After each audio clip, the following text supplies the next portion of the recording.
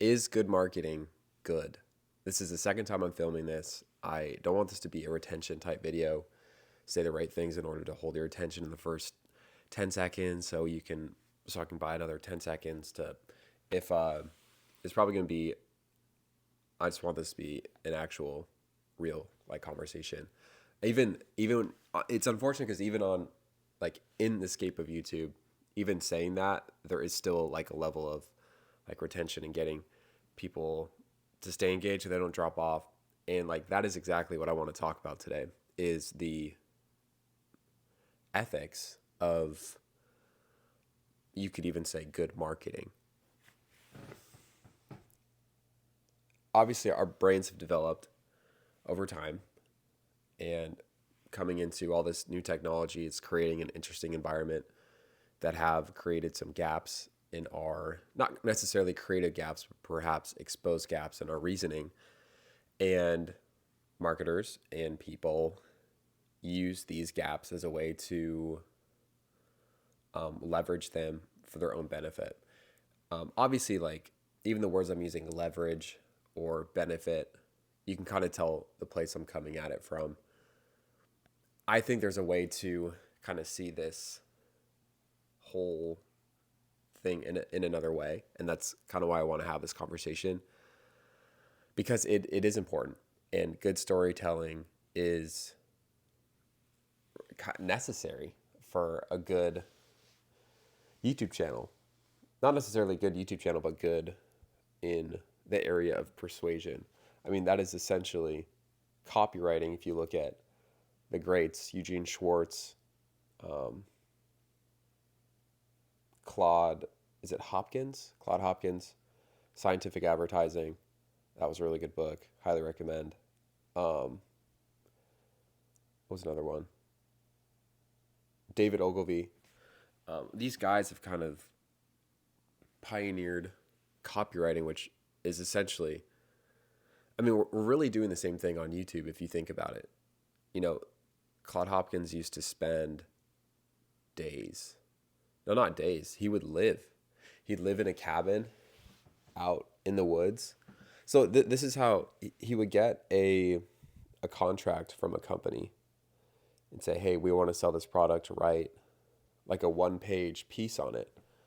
So part of the way he would do that is he would he would he was crazy. He would go, not crazy, but he's super dedicated. He'd go to a cabin and spend all day thinking about really trying to get in the mind of someone that would purchase that product.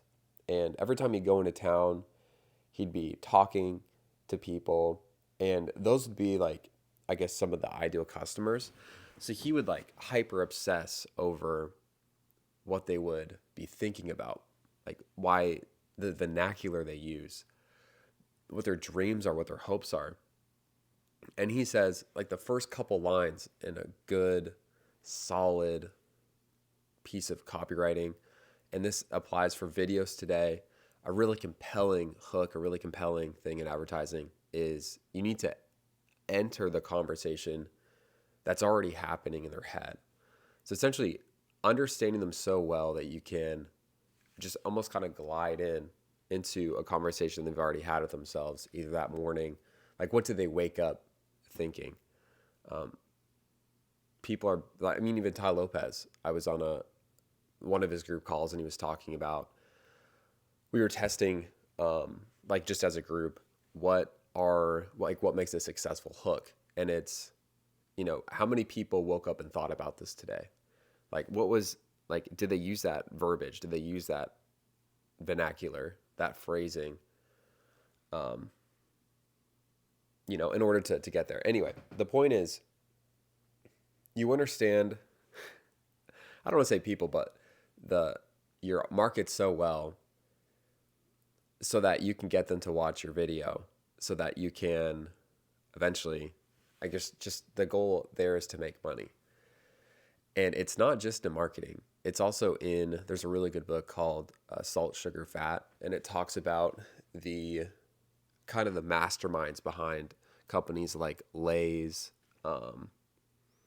Kellogg's, and essentially how they recruit the top people at Stanford, the top people at Harvard, It's actually really interesting. It's really interesting. And the kids that were like A plus in chemistry, got honors, top of their class, Ivy League schools, like these monsters of like computation, like just mentally being able to understand like chemistry and really understand it to a crazy level. Big companies hire them in order to figure out how can we make our products more tasty, like how you can actually make the product of a even like Dr. Pepper, like how what are the I think on the can itself it has a number. I think it's 33 or I'm not sure, but that's how many like experiments they had on trying to find that flavor, trying to maximize the amount of dopamine, which is a neurotransmitter. Really good marketing is like how can you just maximize the amount of dopamine someone gets? Um, anyway, is it good? Like our stories are good stories. Good, because I feel like for someone like me, I hate fiction because it just tell me exactly what you want me to know. You know what I mean? And I don't judge books by the cover. I judge them by the index. Um, there are a couple exceptions actually. Uh, Civilization is Discontent by Sigmund Freud. This is a great book, and it'd be kind of hard to judge by the index. But yeah, it's just the introduction, and then it's the thing. There really is no, excuse me, not index table of contents. But I would, is it better to just tell people exactly what they need? And this is such like a foundational concept. Even look at Jesus Christ. Look at the parables that he had. And even on Isaiah, it talks about, I speak in parables so that though they hear, they do not understand. Though they see, they do not see. Like they don't get it. And it's almost intentional. It's almost like stories, and there's obviously different, you know, but it's almost like it's intentionally not misleading, but it's like, why wouldn't you just tell people exactly what they need to hear? Obviously, there's nuances to that. I mean, even in taking advice, you think of if a video even reaches 1,000 people from across the world, like what could you say in a video that would be useful for someone to extrapolate and actually put in their life? I mean, in that case, maybe just saying exactly that. Like maybe saying, hey, in order for this to be useful, you need to use your brain and you need to figure out what you can actually take to apply to your life. And that's something I can't do for you. You have to use your prefrontal cortex in order to organize the information a certain way to have it fit in your life. And then you have to do the thing in order to see the results. Um, but it's just such an interesting thing. And I even think of the movies, even Dune 2. I haven't seen it yet, but Dune 1 was amazing. But like even for me personally, I didn't really care about the story. I cared about like the sound, the aesthetics, how it made me feel. I didn't really care if like, you know, this person went that way or the the twists. I don't know. Maybe it's like the wrong a sign of just being in the wrong thing. But I don't know when it comes to making money, acquisition, the sales process is inevitable. And that goes to like the acquisition of um well just any way in wealth. Like you could have a marketing agency, you could have Amazon business, you could have a YouTube channel. The principles of acquiring a new customer, a viewer, someone that's going to purchase your product are the same thing. And that is the element of persuasion, it's sales, it's good marketing. And the marketing is broken down into copywriting, good storytelling, what's a good headline, SEO in order to like be in the right place at the right time. And then what's that hook? What's that title? What's that thumbnail? What's the first 3 seconds of your short form video that are really going to like grab someone? But it's like you're entering the conversation that they're already having. It goes back to the forefathers of the copywriting that I just talked about with Claude Monet, or Claude Monet, Claude Hopkins, Eugene Schwartz, David Ogilvy, those guys that have kind of pioneered, maybe not even pioneered, maybe just exposed the discrepancies in how our brains process information in the modern age, and just the whole idea of using emotion. This is the other thing. This is interesting. For me, when I listen to music, the melody and the tonality of the voice is the most important. And for some people it's the words, but if you think about how our brains, I don't want to say evolved, like people grunting like "Ugh," like that came before language and being able to express and articulate.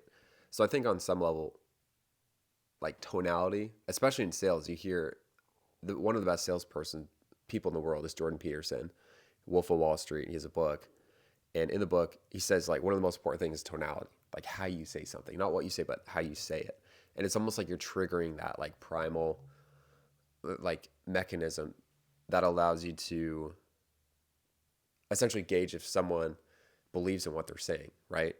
In sales, they talk about, oh, the biggest sale you need to make is with yourself. You know, people like Ed Milet, he's worth, I don't know, $300 million. He owns a finance company. He talks about that. But just like that idea of tonality, I don't know, that's just like an interesting thing for me. And obviously that plays a role in this too. It's just, I don't know, the ethics of storytelling using, I call it the lens of persuasion, right? I encourage you to look up I don't know how many cognitive biases there are. I think Tai Lopez has a graph of, I think it's 33. He used to have 25 and then he added some to it. I consider those like the lens. Like these are the universal principles that everyone that has a brain that is able to like process what I'm saying, those, no one is immune to the lens of persuasion. No one is immune to it. And so coming full circle, trying to land this plan, there's so much I could talk about, but I want to end this. Like even again, like me saying I want to end this, drop in retention. I'm working with a YouTuber now. He has 4 million subscribers, gets maybe 200, 3,000, maybe like average 200 or yeah, average 200,000 video views. And he uploads like 3-4 times a week, which I'm trying to get on, you know what I mean? But even the word like phrasing, like in conclusion or this, like there's a drop off in retention. It hurts your metrics long term. But is it just better to tell people, hey, this will help you organize the information in your mind like more by saying like, hey, I'm landing this plane. This is more important than what I'm going to say. It's almost like treating people with dignity in how it comes, like in how you organize information. Treating people with dignity by like knowing if I say in conclusion, I'm going to get a drop off in retention, but I just know it's better to tell people, hey, let's summarize what I just talked about.